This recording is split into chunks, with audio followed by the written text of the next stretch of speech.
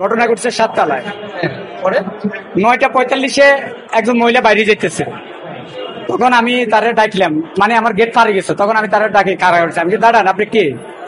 আমার বললো যে কি আমি মেহমান। কোন ফ্ল্যাটে আসছেন মেহমান? আমি তো আপনার চিনি না। যে কি আমি 7B-তে মেহমান আসছি।